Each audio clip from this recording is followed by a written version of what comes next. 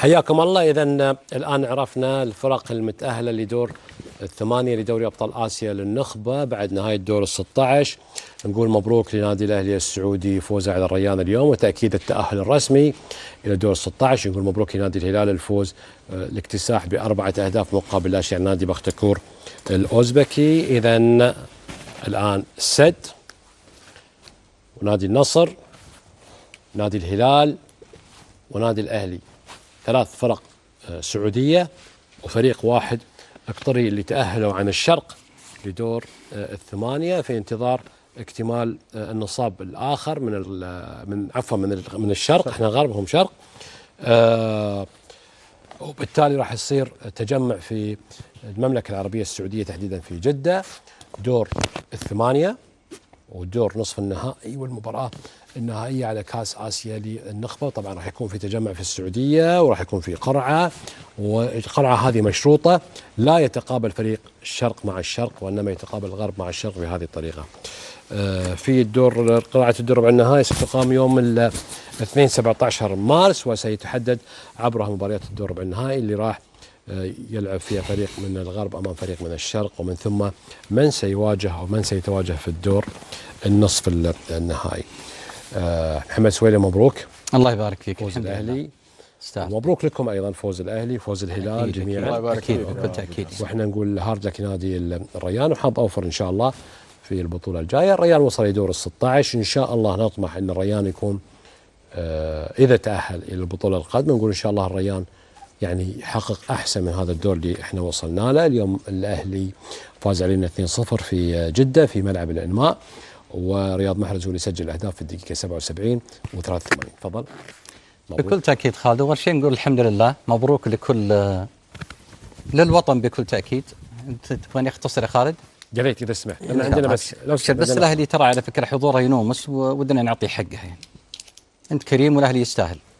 يستاهل، تفضل. بكل تأكيد، فنقول الحمد لله حقيقة حضوره جدا مميز ومثالي، تعامل بعلم في هدوء واستطاع فعلا أن يستثمر الأفضلية الموجودة عنده من خلال تدوير الكرة، من خلال أيضا الضغط والشراسة وسط الملعب، أيضا من خلال خلق الفرص اللي تحققت من خلال مجريات الشوط الأول وحققها من خلال مجريات الشوط الثاني. الأهلي كان جميل بكل تفاصيل هذا اللقاء، وفعلا حجم حقيقة من إمكانيات وقدرات أيضا فريق الريان والرغبة اللي كانت موجودة عنده خاصة في أدوارها الهجومية، وانتصر انتصار مستحق. أنا أقول اليوم الأهلي كان حضوره حضور مثالي على مستوى الملعب وعلى مستوى أيضا المدرج. نقول ألف مبروك. وأنا أقول أنه اللي يملك هذا المدرج يا خالد، أنا أقول أنه ما في خوف عليه. مدرج الأهلي هو مستقبل الأهلي، هو اللاعب رقم 1 وليس اللاعب رقم 12. فعلا أكد حضوره ودعمه ومؤازرته للفريق على مستوى الكم والكيف. أنا أقول هذه الأشياء الإيجابية خدمت الأهلي وأعطتها حقيقة حضور جدا مميز، وأيضا متمثل في هذه التصفيات سواء كانت في دور المجموعات أو حتى في دوري الثمانية، حضور وذهاب لدور الثمانية بدون أي خسارة، حضور مثالي. نقول ألف مبروك، والقادم بإذن الله تعالى بيكون أفضل للأهلي وللأهلويين. بايد. مبروك للأهلي، فوز مستحق للأمانة. فريق فيه عنده جودة لاعبين وأبرزهم محرز اللي سجل هدفين رائعين. محرز من العيار الثقيل حقيقة، كل أهدافه جميلة بإبداع وروعة. الريان ما عنده أفضل مما قدمه الآن، يعني ما عنده بدلاء، ما عنده شكل هجومي، أخطاء كثيرة في وسط الملعب، ولذلك يعني ما استحق أنه يعوض النتيجة السابقة. فنقول حق الريان هارد لك. محمد خالد، نقول هاردك للريان إدارة الجماهير، مبروك لأبو عبد الرحمن ولجمهور الأهلي والنادي الأهلي. أعتقد أن الأهلي اليوم قدم كل شيء يستحق عليه الفوز صراحة، من التحكم في رتم المباراة تقريبا من الدقيقة الأولى للدقيقة 90، قابلتها أخطاء كثيرة من نادي الريان. نادي الريان اليوم في أخطاء متراكمة صارت على مدار 90 دقيقة، افتقاد للتنظيم، افتقاد للشراسة خصوصا في حال خسارة الكرة.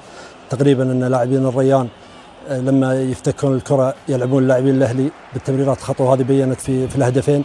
كذلك نتكلم على إضافة أن جودة لاعبين الأهلي أساسا مش محتاجة المساعدة، هي قادرة تشيل نفسها بنفسها. فأنت لما تخطي الأخطاء هذه قدام النادي الأهلي أعتقد أنه راح يكلفك كثير، وهذا اللي صار لما نشوف أن هجوم نادي الريان في منطقة مرتفعة جدا ودفاع نادي الريان في منطقة منخفضة جدا سهل أساسا عملية إدارة اللعب من نادي الأهلي. فاعتقد ان في اشكال كبير، خصوصا ان آرثر جورج يعني مفترض انه بعد الدقيقه 65 انه غير الشكل، لعب 3 دفاع، عطى جرعه شوي هجوميه تجبر الاهلي انه يبقى في مناطقه، محاوله على الاقل انك انت تستعيد النتيجه لصالحك. اليوم آرثر اعتقد انه اخطا في التبديلات، مقابل ان الاهلي نستذكر انه الفريق الوحيد اللي يشارك في دوري ابطال اسيا بدون ولا خساره، فالحسابات اللي المفروض تحسب له تكون أفضل من الشكل اللي شفناه، خصوصا احنا قدمنا مباراة في الذهاب أفضل من اللي قدمناها اليوم. لكن اللي أنا شفته اليوم عبارة عن فوضى تكتيكية صارت في الملعب، نمت أو بيّنت ركاكة خصوصا الأظهرة في مسألة الافتكاك ومسألة الرقابة ومسألة توزيع اللعب والمساندة الهجومية والدفاعية. كل هالأشياء اللي صارت صعب أن أنت تبني فكرة موحدة على نوعية لاعبين، ما تقدر تشكل منهم نهج معين ل 11 لاعب، لأن في نوعية لاعبين يلعبون منهجية معينة ولاعبين آخرين يلعبون منهجية معينة، فالتركيبة مستحيل أنها تطلع بمخرجات جيدة إذا أنت بتلعب في آسيا بالأسلوب وبالطريقة المثل اللي تقدر على الأقل كمستوى تجابه فيها الأهلي ولا الهلال ولا النصر ولا السد، الأندية اللي تأهلت دور الثمانية لازم تجابههم بتنظيم من الA to Z مثل ما يقولون. ففوز مستحق للأهلي، فريق متكامل، جودة عالية، تنظيم عالي فيه، وهذا امتداد أبو جاسم من بداية الموسم. الأهلي مستعد من بداية الموسم، لكن الأخطاء اللي تراكمت من بداية الموسم في الريان من الإقالات وتغيير المدربين، الريان اليوم اعتقد انه قاعد يدفع ثمنه، لكن هاردك معوضين ان شاء الله في البطولات القادمه، ومبروكين للاهلي اداره وجماهير. باختصار عن مباراتكم. انا ما ابي اقسي على الريان الامانه، في الدوري المحلي عاجبني ماشي بالطريقه الصحيحه، انا ما ابي اضغط عليه لان الامكانيات والكفه لفريق نادي الاهلي اليوم يعني واضحه، من الرسم التكتيكي، من الخطه التكتيكيه، من النهج اللي نشوفه عند نادي الاهلي، هم الافضل اصلا في الذهاب والاياب، لكن الادوات موجوده، والافضل في الاخير نادي الاهلي. على الريان انه ما قصروا اليوم، ما طلعوا بنتيجه كبيره، وصلوا اليوم شفنا يوهان طلع كورتين من قرب المرمى. الريان حاول يعني يطلع على الاقل بهدف شرفي، لكن هذه الامكانيات. نقول مبروك نادي الاهلي، وهارد لك الجماهير الريان. مباراة الهلال ونادي بختكور الأوزبكي، اليوم الهلال فاز 4 أهداف على نادي بختكور. مبروك للهلال، مبروك لجمهور الهلال، لأن هذا الفوز يعتبر فوز حلو للهلاليين خالد، يعني أو في حاجة ماسة، جسس اللعيبة كلهم صحيح. الفترة الأخيرة أدق وصف مثل ما قلت أنت أبو جاسم هو احتياج، وصراحة هذا النوع من الانتصار كان ودي أكمل معك.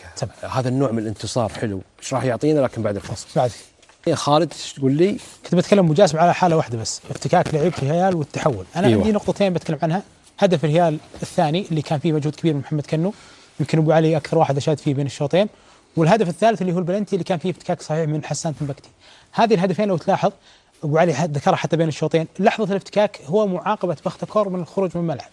بعد ذلك هذا النوع من المساحات هو اللي كان كل ما يطمح له الهلال في هذه المباراه. انا بالنسبه لي الهلال كل ما لعب الكره على الارض كل ما كان افضل، كل ما وصل لمناطق الخصم بشكل افضل، ولعل اللعيبه المحليين في هذه المباراه كانوا بالذات كنو يا خالد. انا اشهد كنو نجم اليوم، اتكلم اتوقع يمكن افضل مباراه له حتى الهدف الاول. شوف هذه اللقطه ابو جاسم. أيوة. هذه اللقطه تحديدا هي حاله البلنتي، الهدف الثالث فيها حسان تبكتي افتكاك كره مرتده رائع، ثم وقوف ودوران وباص. من هذه الحالات الهلال عاقب بختكور، علشان كذا قيمه اللاعب المحلي الهلال دائما مو طبيعيه. اليوم يسجل 4 أهداف، 3 منها كلها اسيست وهدف من لاعب محلي، فالف مبروك لنا والف مبروك للبعض. الف مبروك، يستاهلون. لكن انا برجع لموضوع اللاعب المحلي. اللاعب المحلي شوف اليوم خصص متى ما اعطاهم الفرصه هم موجودين. يعني احنا ليش نقول اللاعبين مستوياتهم في السابق ما هم في مستواه، فلان ما هو مستواه. اليوم اثبتوا انهم متى ما لعبوا واخذوا الفرصه تلقاهم مستواهم. اليوم مين اللي فاز اليوم؟ مين اللي فاز؟ الهلال فاز مين؟ باللاعبين البدلاء اللي هم غيروا مسار الفريق. ابو جاسم قال الهلال يحتاج فوز زي فوز اليوم، فعلا يحتاج الهلال ويطلعون من الضغط اللي هم فيه، لا مدرب لا لاعبين حتى اداره. الفوز هذا اتوقع انه راح يكون فوز معنوي، بالذات انه راح يكون بعد الجوله الجايه في فتره توقف يراجعون حساباتهم فيها. اهني اللاعبين اللي لعبوا اليوم، بالذات كنو اللي اليوم كان رجل المباراه الاول هو كايو. حتى البدل اللي نزلوا، ناصر الدوسري نزل بديل، هو سجل الجول من صنع الجول الحمدان. فانا اقول الف مبروك، يستاهلون باذن الله انهم يرتبون اوضاعهم في الدوري واوراقهم للمستقبل باذن الله. مباراتين كلين شيت ابو علي ما شفناها من زمان، الفيحة وهذه، هذا شيء يحسب لنا صراحه في عز الغيابات.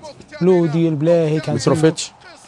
احنا متفقين قبل المباراه قلنا المحليين افضل من بختكم. معاك ابو دائما متفقين يا ابو بالمبارك مستشار حقنا، بس انه اوقات اللاعبين المحليين يبغون الفرصه يا ابو محمد. نعم.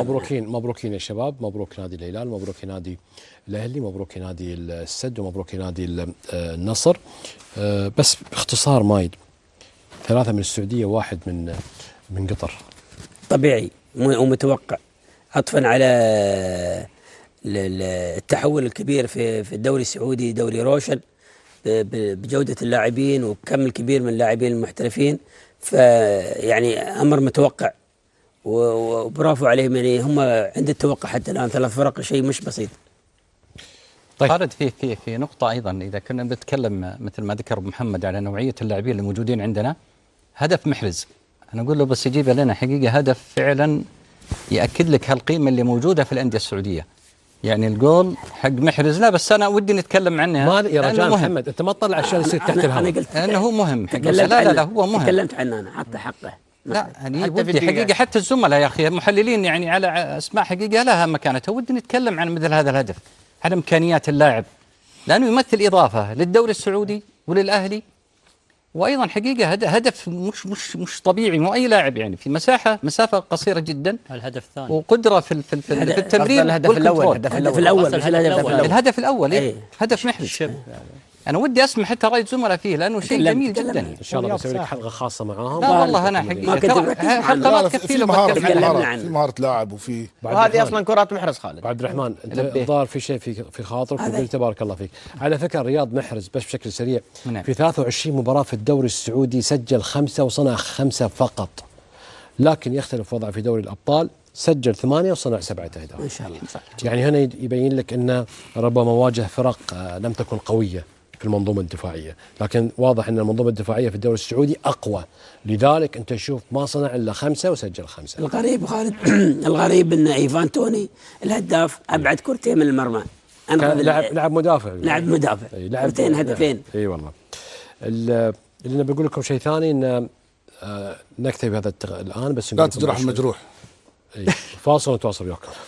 الأخير الأدوار النهائية، دور الثمانية، دور نصف النهائي، والمباراة النهائية لدوري أبطال آسيا للنخبة راح تقام في المملكة العربية السعودية، تحديدا في جدة في استاد الإنماء واستاد الأمير عبد الله الفيصل.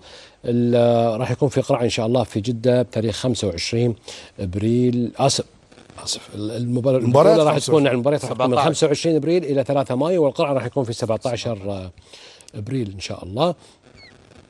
وبخصوص المجلس 17 الحين شهر هذا يوم الاثنين. يوم مارس، يعني مارس. انا ايش قلت؟ ابريل يا جماعه ما يشفيني مستعجل. ما عليه لا بس بعدين قلت صحات انت. اي ما عليه. انا اقول لكم مره ثانيه 16 مارس في سهره خاصه للتصفيات الاسيويه المؤهله الى كاس العالم، مع الجوله السابعه تصفيات كاس العالم. احنا نقول لكم شكرا وفطور سحور وجبة كروية دسمة تنتظركم الآن مع الدوريات الأخرى الأوروبية عبر شاشة الBN سبورت حاليا. مع السلامة.